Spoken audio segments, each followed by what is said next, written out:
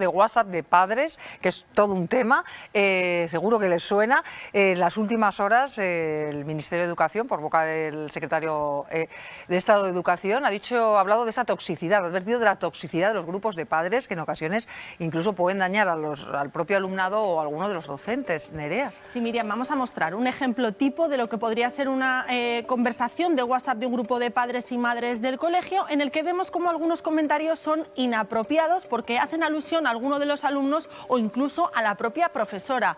¿Hacemos regalo a la profesora? Bien. Y responde otra madre: cuidado con Darío, ha mordido a mi hija. Está haciendo alusión directamente a un alumno. ¿Alguien ha encontrado una chaqueta amarilla? También sucede mucho que cada uno habla de sus temas y su preocupación particular sobre su propio hijo. Y vemos como otro comentario dice: a mí no me ha gustado nada la actitud de la profesora. Alusión a la profesora, alusión a los alumnos. Vamos a ver cuál sería la manera correcta, cómo deberíamos hacer un buen uso de esos grupos de WhatsApp y, por supuesto, evitar enviar y contestar constantemente cada uno de los padres. A veces no es necesario. Pues bien, deberíamos no agregar a nadie a esos grupos sin consultarle previamente. También evitar las críticas en el grupo, especialmente y, por supuesto, a alumnos y al profesorado. También usar el grupo siempre desde el respeto y con positivismo, con frases que generen armonía y no lo contrario. Y, sobre todo, utilizarlo solo para cuestiones generales e importantes. Estos serían algunos de los consejos para dar un buen uso de estos grupos de WhatsApp, que pueden llegar a ser muy útiles, pero también muy dañinos.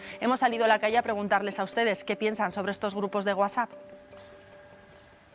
Hay como muchos WhatsApp, como que la gente no tiene tiempo de leer tanto, y sí, algunos comentarios metiéndose con los profesores, y eso sí, que suele haber. Por suerte, en el que nos toca hablamos muy poco y simplemente hablamos de los temas exactamente, en ejemplo de algunos deberes que algún crío ha faltado a clase y los pide a los más compañeros o madres, pero en realidad en la nuestra no me puedo quejar. Hombre, yo cuando nosotros iba al colegio te venía bien, o sea, te informaban de las cosas y venía bien, no sé, toxicidad, para ellos igual sí, yo es que no lo sé. Pues vamos a hablar con Juan Antonio Planas, presidente de la Asociación Aragonesa de Psicopedagogía. Hola, Juan Antonio. Hola, ¿qué tal? Encantado. Quizá lo más fácil sería salirse de esos grupos, ¿o no? ¿O puede haber unas normas, como nos estaba explicando nuestra compañera Nerea? Sí, pues son normas muy racionales y, claro, como en todas las cosas, y desde luego en los grupos de WhatsApp, no solamente sobre este tema, es un gran medio, es potente, yo creo que tiene más aspectos positivos que negativos, pero se deben usar bien, es como en cualquier otro evento de la vida. Y yo diría, por ejemplo, varias cuestiones en este sentido, que sirva para informaciones que pueden ser relevantes. Imaginemos que se cambia un horario inesperadamente, que hay alguna información que es urgente para las familias. En fin, para todo esto sí que es importante. Desde luego, para hacer comentarios, a veces para transmisión de bulos, pero esto ocurre igual que en todos los grupos. Yo desde luego recomendaría que en general que no traslademos informaciones sin contrastar, y menos cuando pueden hacer daño a alguna persona, bien sea profesor, alumna, alumno, etcétera, etcétera. Y luego otro evento importante que he constatado en mi trayectoria profesional como orientador es que a veces estos grupos consisten en que las familias van pasando, por ejemplo, informaciones sobre los deberes, sobre responsabilidades, etcétera, y conseguimos que nuestros hijos, en lugar de ser cada vez más activos, más preocupados por sus tareas, los infantilizamos. Por eso creo que si se usan, tiene que ser con mucha responsabilidad, con información muy restringida, pero desde luego para no sustituir la labor importante que tiene que tener el alumnado para responsabilizarse de sus propias acciones. Vamos, que el típico madre o padre: por favor, ¿me podéis pasar los deberes que fulanito, el niño, se los ha dejado en clase? Pues ahí claro, no debería responder nadie, sí, porque esto si nos ha pasado a todos. Y no queda otro remedio, bien, pero sistemáticamente hay que reconocer que a veces yo lo he vivido, de niños y niñas y adolescentes que casi se dejan todo muy despreocupadamente para que luego mi papá o mi mamá ya me diga lo que tengo que hacer.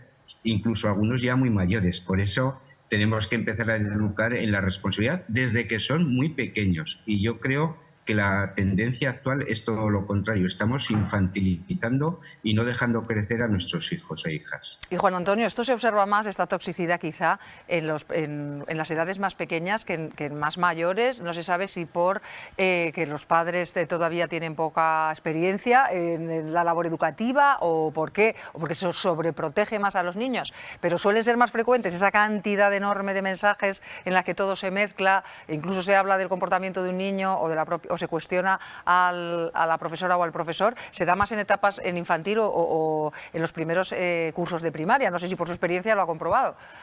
Sí, sí, efectivamente. Cuanto más pequeño es el niño, tanto más se da todo esto. Es normal, ¿eh? Lo mismo que comprobamos que las tutorías con familias son mucho más efectivas y más numerosas con niños más pequeños.